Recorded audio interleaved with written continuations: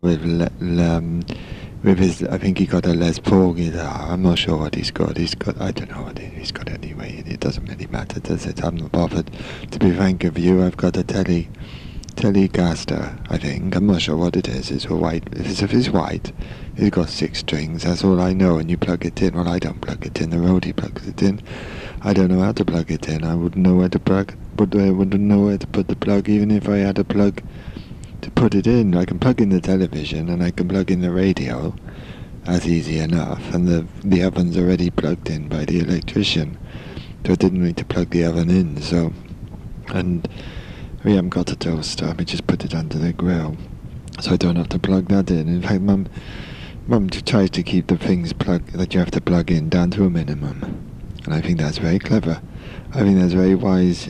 As a rule of thumb, try and keep as many things down that you have to plug in down to a minimum. That's what I do. A lot of people don't.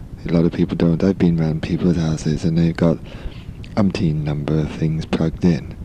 They have to plug in the Hoover.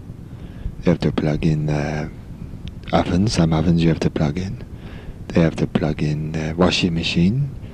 They have to plug in the fridge. They have to plug in. Some people have got. No, they haven't got freezers around here yet. But in London they have freezers and they have to plug those in. And of course there's the radio you have to plug in. And a television. Most people have got a television these days, haven't they? I'm not that bothered about television, to be honest with you. I like to listen to the radio. Yeah, I just listen to the radio up in my room. And I don't even plug that one in, actually. It just runs on batteries. Yes, I get the batteries down at the iron because of Mr. Cleverly. He's very nice.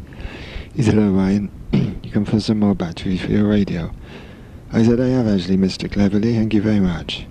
He said, "I put some under the desk for you. I always keep it, because I know you listen to the radio a lot. Could you keep it up to date with all the latest music, aren't you, Ryan?" I said, "You got it, Mr. Cleverly. Just the usual batteries. In fact, I'll take a couple of extra ones because it's coming up to the weekend and I'll probably be listening to the radio a lot." He said, "Okay, that's lovely, Brian. I got some more. I'm running a bit low, but I got a delivery next week and I'll be sure to make sure that I got a lot, and I'll put them under the desk, and I won't sell them to anybody else because I keep them for you, because I know you put them in the radio and you listen to the radio a lot because you're keeping up with the latest sounds, aren't you, Brian? Because you're an open-minded sort of musician. You like to listen to all the latest sounds. And then, I don't know what you do, to be honest with you, Brian. It's all above me. But you've done very well for yourself with the Rolling Stones, and we're all very proud of you around here. Yes, we are." Yes, he said, "I had Mr. Collins in here just now." Collins from the local paper. Yeah, from the Rhondda Gazette. And he said, he's very excited. I said, "Oh, what's Mr. Collins so excited about then?" He said, "We've got a very special friend." Well, we're not really a friend, actually. I've never met her. She's not, so you can't really call her a friend. But you could say we've got a celebrity staying in the village. I said, "Oh, that sounds interesting. Who's that then?" She said, "Brigitte Bardot." I said, "Oh, no, not fucking Brigitte Bardot again." He said, "Well, what's the matter, Brian? I thought you'd be pleased that you got someone continental coming to the village, especially Brigitte Bardot, because she's very famous." I said, "What's she doing here?" I said, "No, I've had interactions with Brigitte Bardot before, and it didn't go too well. Let's just put it like that. She went out with me and Kate. I won't go into it, Mr. Cleverly," I said, "but I've had interactions with Aunt Bridget before, and they're not too good, and I don't want to slap eyes on her again. For goodness sake, where is she staying, and what the hell is she doing here? She's not after me, is she, Mr. Cleverly? Because I'm just not interested. I got enough on my hands with Anita. Bloody hell, you've got, I mean, I won't go there, Mr. Cleverly. It's a bit early in the morning to talk about that. But what on earth is she doing here? And whereabouts is she staying? Because I want to do my best to avoid her. I do not want to see Brigitte Bardot. Not if I can help it, but I'll just stay indoors and listen to the radio or watch television. I'll watch Crossroads. It's on this afternoon, a usual time, and I watch that. And then I'll probably watch the radio, listen to the radio before that, and then I'll watch Crossroads, and then after Crossroads I'll probably listen to radio again, and then probably just go to bed. because I just can't be bothered to do much else today, to be honest with you, Mr. Clever. He said, I quite understand, Brian. It's one of those days. It's a little bit overcast, isn't it? Hey, we've got a bit of a gloomy sky, and I wouldn't bother about planning too much for today, Brian, because nothing's going to really happen, is it? And I said, no, it's not going to happen. I can't see anything happening today, Mr. Cleverly. And he said, no, I can't either. I'll probably just work here. I'll do the shift, do the usual, 9 to 5, but I reckon the customers are going to tail off this afternoon, and I might shut up shop a little bit earlier and go and get a pint. I said, that sounds like a very good idea, Mr. Cleverly. Why didn't you do that? Take the weight off your feet, because you're standing up a long time behind the counter there. He said, I have got a seat, Brian. I said, well, why don't you sit on it then? He said, well, I do when nobody's in here, but when they come in through the door, it rings the bell and I get up. Just polite. That's all it is. It's just politeness, Brian. He said, so I said, yes, I understand. Politeness counts for a lot of things, doesn't it, Mr. Cleverly? And he said, yes, it does, Brian. You'll find you'll go a long way, as you have, with the Rolling Stones by being very polite. And that's what I try and keep in mind. Yes, it is. I'm always polite, if I can help it. If I can do it, I will do it. And why shouldn't I? It's up to me. It's my voice. It's my voice when I'm talking, so I can do what I want with it, can't I? Well, that's what I believe anyway. And if somebody's got a different argument that says it's not my voice, and that I can't do what I want with it, I'm very willing to listen to it. But I can't imagine there is an argument that's going to say there isn't, that it isn't my voice, and that I can't do what I want with it, because, well, I just can't think I can't think of an argument. I've tried. I can't think of an argument that says it's not my voice, because I'm pretty sure it is my voice. No, actually, I'm 100% sure it's my voice, and I can do what I want with it. But there might be an argument somewhere. The scientists do a lot of things these days, but I'm not sure. I can't, not at the present state of my knowledge, come to a conclusion that says there might potentially be an argument that says this isn't my voice and that I can't do what I want with it. Let's just put it like that, shall I? But anyway, I got back on. I was a bit worried about this news that Brigitte Bardot was in the village. I said, what on earth is she doing here, Mr. Jones, and where is she staying there? Because I really don't want to see her, not after last time. All the ponies got diarrhea after they was nibbling at her hair. It all got stuck in their teeth and got down into their stomachs. And Mr. Jones up at the farm, he had a terrible trouble with his ponies. I think she had a lot of hair lacquer in it or something like that, and it disagreed with their stomachs, you know what it was. And he had to go around the fields and get the wormwood, and he had to make up a special wormwood potion and give it to her. Not to her, because she was fucking long gone by then. We packed her off on the train. We pulled her out of the mud on a bloody tow rope with the tractor, and I didn't... we just wanted to see the back of her, Mr. Cleverly. She was such a nuisance. Honestly, she had no spirit and no sense of fun. And I won't go into that with Dave, but yeah, so she had all this lacquer on her hair, and it disagreed with the pony's stomachs, you see, and Mr. Jones had to make up a wormwood mixture like he does with the ragwort. He had to go around the fields and collect ragwort, because although ragwort is not very good for his pony's stomachs, if you put it in a very weak dilution with the wormwood counteracts the negative principles of the chemical composition of the ragwort, which isn't very good for the pony's stomach. In other words, the wormwood cancels out the negativity of the ragwort, and the ragwort, synthesizing with the compound chemicals with the wormwood, creates a new hybrid synthesis of a different kind of chemical, what's very positive for the ponies. It picks them up just like that. You take a little bit of that, put it in with their oats, and within 10 minutes they're bouncing round the field, Mr. Cleverly. He's very clever. Not clever. Not clever like Cleverly, Mr. Cleverly. I didn't mean it as an insinuation and against you or nothing like that. I'm saying it. Let's try and think of a different word instead of clever, shall I? Is very. Let me think. I am thinking, Mr. Cleverly, but it is very early and I haven't had breakfast yet. A different word for clever. It's very, Well, let's just put it this way. Whoever thought of it had a good idea. Yes, that's right. Let's just say it like that. And he said, I understand, Brian. That's quite the way I'd see it myself.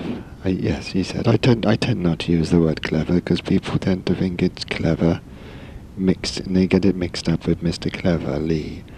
And my name isn't Clever Lee with a hyphen in the middle like Clever Lee. Like Lee is very clever. It's just Cleverly. It's just one word, as you know, Brian. But you get the tourists down here, and they say, we've heard there's someone very clever in the village called Lee. And I'm fed up with them coming into the shop, to be honest with you, Brian. Sometimes I might put a sign up on the door saying, Lee does not live here. And if he did live here, there's no guarantee that he would be clever. So please just go off and look at the other tourist sites, can you please? I understand, Mr. Cleverly, I said, being a bit of a celebrity and having attention, it can be a bit of a strain, can't it? And he said, yes, it can, Brian. I'm glad you understand what I mean. I said, look, Mr. Cleverly, we've known each other a long time, and you've always got the batteries for me for my radio. In fact, I bought the radio from you. And he said, yes, you did, Brian. I got it sent down from Radio Rentals, didn't I? He said, yes, you did. It was lovely. It's the best radio I've ever had. It's got valves. I don't like the transistors because you don't get the warmth, or you don't get the tone. You don't get the warm tone that you get with a valve radio. He said, no, I found this. I bought the transistor radio for myself, said Mr. Cleverly. Yeah, I actually bought it for the wife. I thought it might brighten up her days because she's a bit depressed. I said, that's a nice idea of yours. Did it help her? And he said, no, because the transistor sound didn't interact with her very well. She was used to a valve, and in the end we just put the transistor out in the shed and brought the valve radio back in and plugged it in, and away we went. It didn't improve her mood. She's still very depressed, but at least we got a better sound. I said, yeah, the warmth might eventually kind of sink into her, and she'll enjoy the familiarity of the warm valve sound from the radio. He said, yes, I understand. That's exactly what I'm hoping for, because I've given up going to the doctors about her. I don't think there's much they can do. And I said, well, it's none of my business, Mr. Cleverly.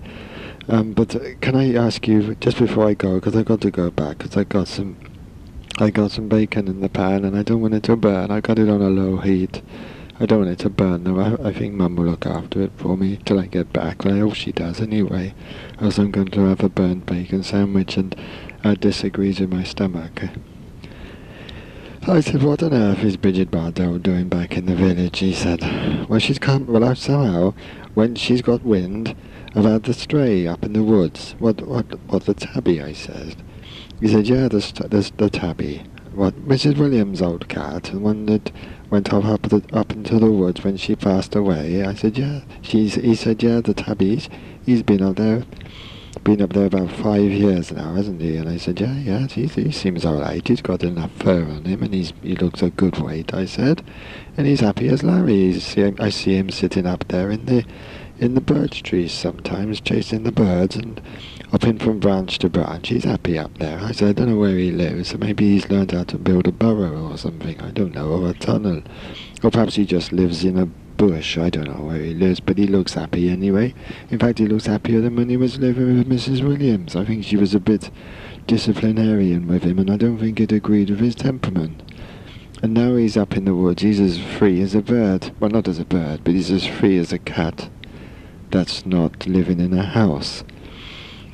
Mr. Cleverly said, you're quite right, Brian. He's like a cat that's not living in a house anymore, but he's living in the woods, and he seems... And I agree with you. I've seen him up there. I see him most mornings, actually, because I have to walk that way. There's a little alley, you know the one alley, and it goes down by the woods, and I walk down there past the stream, over the ford, over the bridge, and that's how I come to work, because I like to get a breath of fresh air before my what do you call it? The stuff you breathe in. Oh, air. Yeah, that's right. Before the air gets mixed in, I like a breath of fresh air, because once I'm in the ironmongers, you just smell methylated spirits, don't you, basically, Brian, and terps and stuff like that, and brasso, and you know that smell that an ironmonger's got. Well, I'm in that environment, Brian, from 9 o'clock in the morning to 5 o'clock at night, so I like to get a breath of fresh air. Yes, I do. And that's why I walk the long way down the alleyway and over the ford, past the woods, past the stream. And then I see the tabby, and the tabby's always there in the morning. He looks at me, and I look at him, and then he looks back at me, and then he's not interested, and I'm not interested, to be frank with you. I've got a cat of my own. It's just nice to know that I think Mrs. Williams would be happy, really. But actually, I don't think she would be happy. I don't think she'd approve of the way he's behaving in that wood. But that's by the by, because she's not here, and if she is looking down from wherever she is, there's not a lot she can do about it, because that cat's not going to change, is he? He's happy as Larry in those woods. He's up there doing his thing, and everyone's happy. But the trouble is, Brian, I've heard that Brigitte Bardot's got wind about the tabby, and that's why she's come over all the way from France, because she wants to get the tabby, take it back to her animal sanctuary. I said, oh, no, I said. Oh, Mr. Cleverly, what on earth's she doing that for? Everybody leaves out the kitty cat for the tabby. My mum leaves out Whiskers, actually. She leaves out Whiskers, just the meaty Whiskers ones, and she puts Go Cat on the top of it, and the cat comes in once a day, just hops over the fence, has a little nibble. It doesn't take all the food, because he's got a whole bloody neighbourhood he goes round. Everyone gives him a little bit of something different. He has a kitty cat, and he has Whiskers, and he has, I don't know the names of the other cat food, to be honest with you, and some people don't put anything out, but some people put milk out for him, and some people put water out for him. And he just hops from house to house, and he walks down the lane, and he goes here and he goes there, and he's always getting something. And some people give him fresh meat, and some people give him like leftovers from their dinner before. So he's a very happy little cat, and there's nothing wrong with him. I don't know where he lives, but he's got a lot of fur, and he's got a good weight on him, and he's got a sparkle in his eyes, and I've seen him running up the trees. He's got plenty of energy, Mr. Cleverly. He does not need to be taken all the way onto the continent to an animal sanctuary by Brigitte Bardot. I said, I don't know what I'm going to do about it. Where's she staying? I'm not having it. I said, I'm a little bit riled, to be honest with you, because I like that tabby. It's Mrs. Williams, and she wouldn't approve of the tabby going continental. No, she would not. She knows what happens on the continent, and it wouldn't fit in with her philosophy of life, would it now, Mr. Cleverly? And he said, no, Brian, you're quite right. I think we need to do something about it. We got to scupper it somehow, haven't we? I said, where's she staying? He said, well, she's taken a room. She's got a bloody team full of helpers. They all look funny. Funny people are from France, and she's got a team full of helpers. There are 4 or 5 people in her team. I suppose she got makeup and hairdo and all that kind of rubbish. And she came over, the day before yesterday. No one's seen her. She's just stuck in her room. She's down at the Feathers. She got a room down at the Feathers. Right, Mr. Cleverly, I said, you leave it to me. I'm going to have a word with Sally.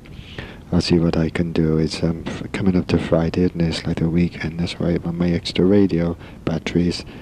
They'll be doing the roasts on Sunday, and I wouldn't be surprised, but I suppose she's a bloody vegetarian, isn't she? So I don't suppose but she might have some roast potatoes. I'll have a word with Sally, and then I'll get back to you. And then we've got to do something about it, haven't we? Yes, he said.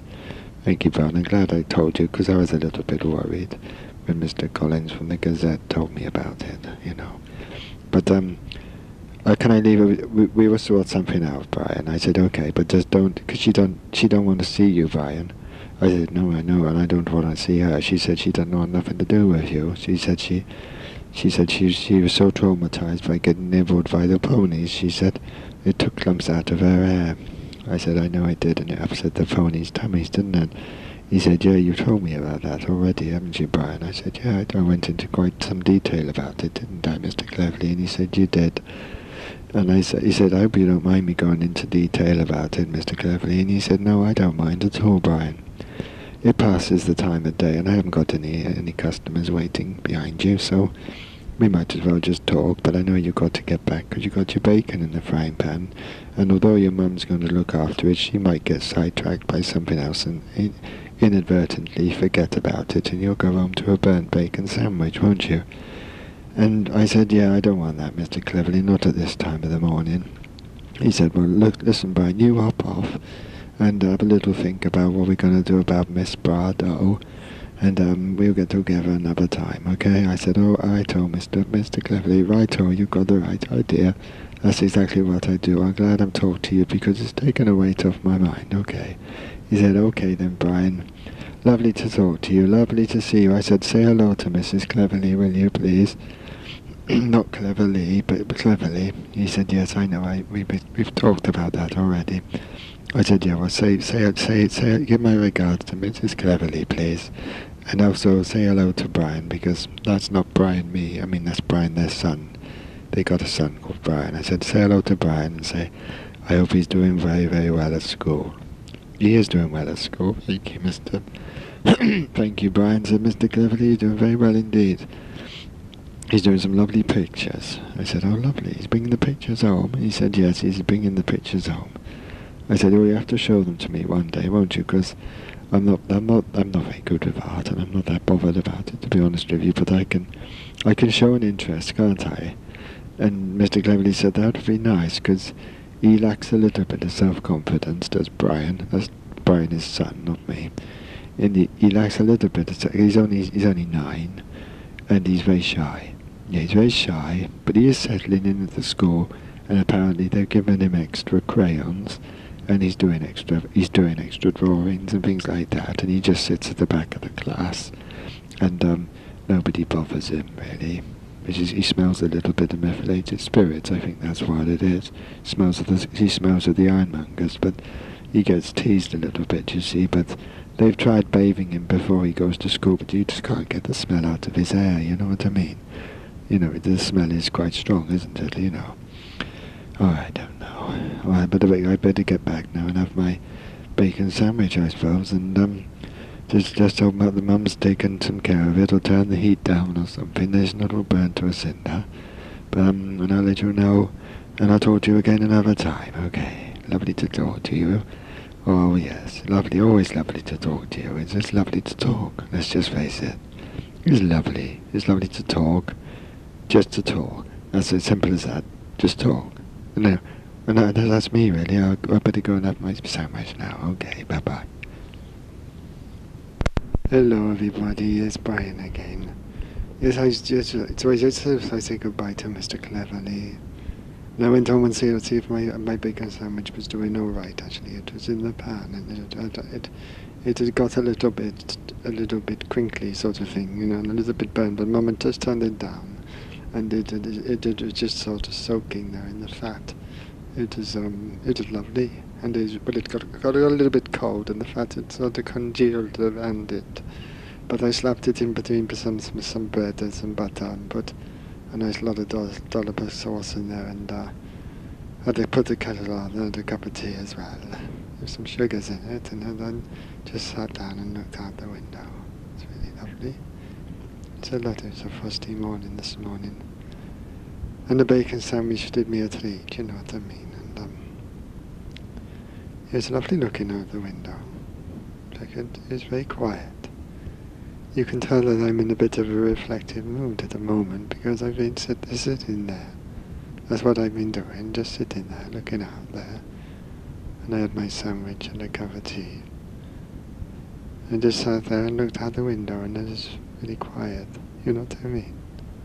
And there was a beautiful sky. There wasn't any grey clouds or anything like that, and there's no rain on the horizon. And it's really lovely, really lovely. And I've gone into quite a mellow sort of mood, as you can probably tell. Quite a mellow mood, which is nice, really, because it's quite hectic with the Rolling Stones. You don't get a lot of time to just sort of not do anything, if you see what I mean. And I like not doing anything if I can help it. Yeah, I don't know why I got into the business at all, to be honest with you, but I did because I had a talent for playing the sitar. Yes, I did. I used to listen to the Ravi Shankar album. We got it down at the post office. They had it up on one of those things, and it was just set up there for ages and covered in dust. And then Mrs. Jones said, Brian, would you just take that thing out the bloody shop for me, please? I want to put up some peanuts, you know, the ones where you take off the packets of peanuts and there's a lady underneath them. She said, I'd rather just put up a thing of KP peanuts up there. At least I'll be making some money out of it, not that bloody Ravi Shankar album. No one's going to buy it, are they, Brian? I said, I don't think so, no. So she said, can you just take it home with you and see, do what you want of it. You can eat your dinner off it, use it as a tray if you want, it's up to you. I said, well, I'll take it home and I might give it a listen to, and I did listen to it. And that's how I became interested in the sitar. Yes, I did. And I used it on Painted Black. Painted Black by the Rolling Stones was a #1 single. It was about painting the fence black. And we painted it black because we didn't have any other colours, so it's just black. It's got a little bit green now, but it was black to start with anyway. That's what the song was about. And I put the sitar on it, and I set it to like a sort of Russian Mongolian. It's like, I like a Mongolian horse running across the Mongolian plains. I was imagining that when I was playing the sitar. I'd had my eyes closed and I was on top of a Mongolian pony running across the plains towards a black fence that I was going to be painting. And that's where the song came from, really. Nobody else knows that. You won't read that in any other book about the Rolling Stones. They might say it's about this or that, or they might say it's about something else, but they won't get it right. But that's the right thing, what I just told you, and that's what it is, okay. But anyway, I left Mr. Cleverly's and bumped into Auntie Gwen. She was coming round the corner from the newsagents. I just popped in there to buy some players, because I was feeling a little bit rattled, to be honest with you, a little bit rattled because of this thing with Brigitte and the tabby cat. It had thrown my equilibrium a little bit, and I was a little bit upset, and I was feeling a little bit stressed, to be honest with you, because I got Anita coming down tomorrow, and I didn't want a big scene, because Anita's very fond of the tabby as well. She's bringing down some special food from London for it, some cod nuggets, and just having a cup of tea at the moment. Yes, Anita's bringing down some cod nuggets for the cat, and she gets them from somewhere in Kensington, I think it is, from a fish shop in Kensington. And so she's coming down. I'm a little bit stressed, because you know what it's like, and I bumped into Auntie Gwyn. I said, hello, Auntie Gwyn, how are you doing? It's lovely to see you, Auntie Gwyn. I said, you're looking much better. He seems to have done you a power of good. Whatever Dr. Smithers did with you seems to have done you a power of good. Yes, it does. She said, thank you, Brian, it has done me a power of good. I feel a lot better, thank you, and no one's talking about it anymore, and it's all in the past, isn't it? And I said, it is. She said, funny enough, Brian, I'm glad I met you, because I've actually booked another appointment with Dr. Smithers. He said he could offer me a follow-up appointment, so I'm going to go down there on the train. You don't need to come with me, Brian, I know the way. And Dr. Smithers said he'd give me a few bob for the train fare, which is very nice of him, and we just got on like house on fire, to be frank with you, and we're just going to spend the afternoon on the gas and air. He's got some extra tanks in. I said, we're just going to go down there and spend the afternoon on the gas and air together and watch a bit of television and that sort of thing down in his early street rooms. She said, and that's very nice of him, and I think it would take him out of himself as well. I think he gets a little bit depressed operating on people all the time. Not much of a laugh. Everybody else is getting the gas and air and not him.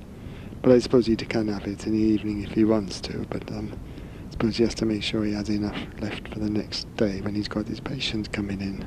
Else he wouldn't be able to operate, would he? I said, no, he wouldn't be, Auntie Gwyn, he wouldn't be able to operate if he didn't have the gas and air. I said, well, I'm glad you're going down there, and I'm glad you're just going to do something pleasant. Have an afternoon on the gas and air. Dr. Smith is down in his rooms in Harley Street. And she said, thank you, Brian, I think I'm looking forward to it, to be honest with you. Lovely. I said, I'm glad I saw you, Auntie Gwyn. You haven't seen Sally, have you? Sally? I need to have a quick word with her to see what we can do You've probably heard about the news about the celebrity that we got staying down at the Feathers. Miss Bardot. She said, I've heard it. I've heard the rumours, Brian, and I've also heard rumours that she's going to take Mrs. Williams' tabby cat away, take it to the continent. And I don't think it's right, Brian. I said, no, not do I. I don't think anybody does, to be honest with you. Mrs. Williams wouldn't want it, and none of us want it, and the cat doesn't want it. But the cat doesn't know he doesn't want it, because he doesn't know it's going to happen yet. But if he's got any sense of premonition, and they say that cats do have a lot of premonitionary powers, he probably has got a premonition that somebody's trying to get him to go to the continent, and I don't think he'd be very happy about it. And if I could read his mind, that's probably what I'd pick up. He's not happy about going to the continent with Miss Bardot. I said, we've got to do something about it, Auntie Gwyn. She said, yes. I said, that's why I want to speak to Sally from the Feathers. She said, oh, Brian, I'm sorry, Sally's, there's been a bit of a controversy, there's been a bit of a do with Sally. And I said, oh no, what's happened? She said, there's been a bit of a controversy with Sally and Mrs. Merriweather's down at the department store.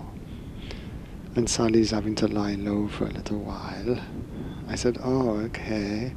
Is she all right? And my Auntie Gwen said, yes, she's fine. She's just having to lie down for a little bit, take a weight off her back. You know what I mean? She was like,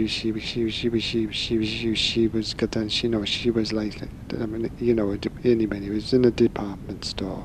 I won't say any more than that. It might be in the papers anyway. But I don't know. In the Gazette, we just have to wait and see, won't we? That's why she's lying low. So I said, she's not doing her shift at the Feathers, doing the roast on Sunday then. She said, no, I'm covering for her again. She said, I got her. I said, oh, that's nice for you, Auntie Gwyn. That's a few extra bob in your pocket, isn't it? And she said, yes, that's right, Brian. That's going to help with the meter. And it's going to help with the coal. And it's going to help with a lot of different things.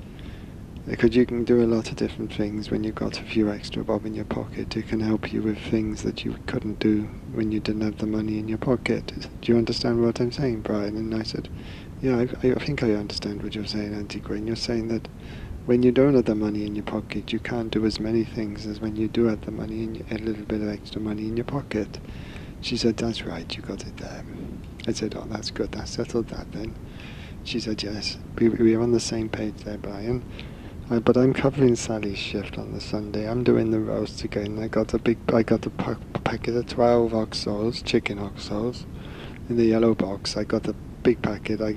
I tried it out with a 6-pack and it just wasn't enough. And I thought this week I'm going to go the whole hog and I'm going to get the 12 cubes, crumble up all the cubes onto the chicken, and we'll have people queuing up outside the door once they smell that. I'll leave the windows open in the kitchen. The smell will go down the street.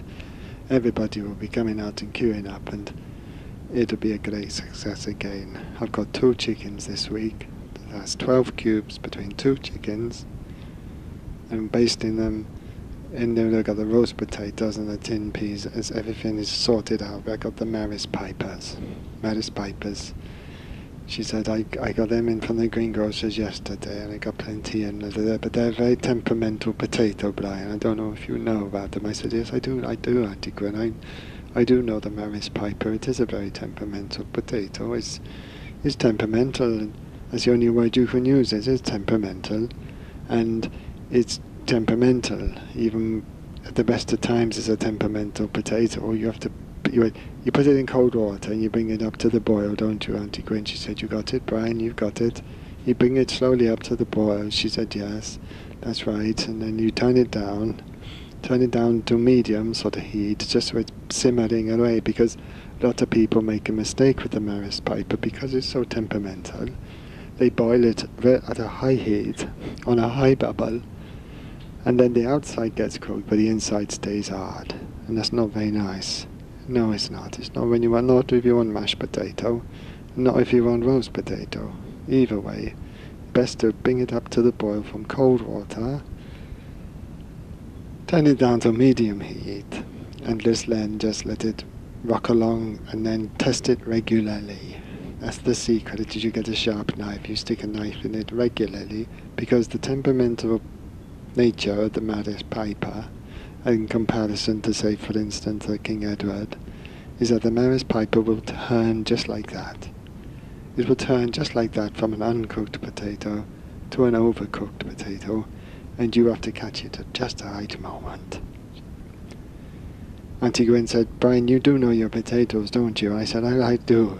I do. Mum brought me up to know my potatoes. You know, I know my King Edwards from my Maris pipers, and I'm very fond of a Maris piper, but I don't, to be honest with you, Auntie Gwen, when I'm on the road with the stones, I don't have a lot of time for regular check-in. You see what I mean? I can put the potatoes in the saucepan, in the cold water, bring it up to the boil, etc., etc. But when it comes to regularly checking it with a sharp knife to see if it's overcooked or undercooked or not cooked at all or just whatever, and you know what I mean, it's just like I just haven't got the time because I'm too busy playing different things in the recording studio. It gets very hectic, and Anita's not very much of a cook. You know that, don't you, Auntie Gwen? Auntie Gwen said, yes, she's a lovely girl, but she's no Fanny Craddock, is she? And I said, no, she's no Fanny Craddock. She's not a Fanny Craddock. I said, you got a lovely Fanny. And Auntie Gwen said, yes, I've heard she's got a lovely Fanny. I said, yes, it is a lovely Fanny. It's a lovely Fanny. And Auntie Gwen said, yes, I've heard it's a lovely Fanny. She said, I've heard there's never been a Fanny like it in the Rhondda Valley. And I said, no, I've never seen a Fanny like it in the Rhondda Valley. It's a beautiful Fanny, Auntie Gwen. It's lovely. I wish you could see it. I wish I could get a picture of it for you, to be honest with you. Auntie Gwen said, I'd like that if you could get a picture of her Fanny for me. If you could get a picture of her Fanny for me, Brian, that'd be just lovely. I think that Mr. Clement will develop it in the pharmacist. If you take it down to the chemist, he'll develop it because his eyesight's going, isn't it? I don't think he'd know what he was looking at.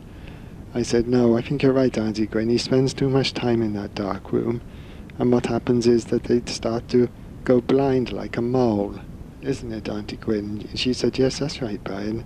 It happens to a lot of pharmacists who develop pictures, and they spend so much time in the dark room, developing the pictures that they go blind like moles, and they can't see what they're doing. And that's why half the time, when you take your pictures down to Mr. Clements, you just get rubbish back. You've got a nice camera, and you've taken some lovely photos. You know they're beautiful photos, but he's just rubbish because you can't see what he's doing because he's blind. So, but anyway, you can't really go wrong with a picture of Anita's Fanny. It's just not a lot there to go wrong with it because it's so lovely. If you could get a picture and take it down to Mr. Clement, I'll see if he can develop it. And then you can take it from there, Brian, and show me it if you like. But, you know, it's up to you. I've heard Anita's got a lovely Fanny. I said she has got a lovely Fanny, but she's no Fanny Craddock. And that's why I can't cope with the Maris pipers. I said, I just have King Edward when I'm on tour with the Stones. She said, I understand, Brian. I understand, but you can have the Maris pipers when you come back home, can't you? And I said, yeah, that's what we do. She said, oh, that's what I do, and that's what I'm doing down at the Sunday roast at the Feathers. Sorry, I'm just going to have a bit of more tea.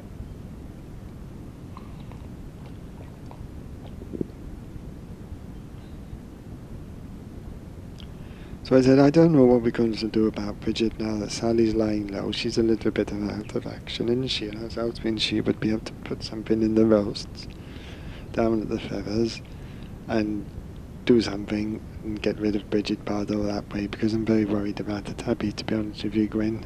Auntie Gwen. I never call her Gwen, I just call her Auntie Gwen because it's respectful. You don't call your aunties and uncles by their first name, their Christian names. No, you don't.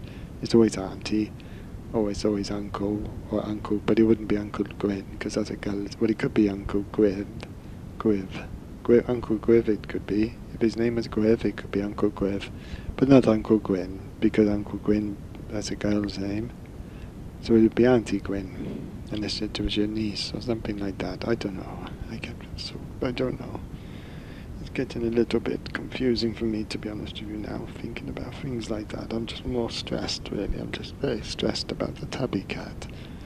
And I'm stressed also because Anita's coming down with the cod nuggets tomorrow. And she's got a fiery temper on her, Anita, and she did not like Brigitte Bardot.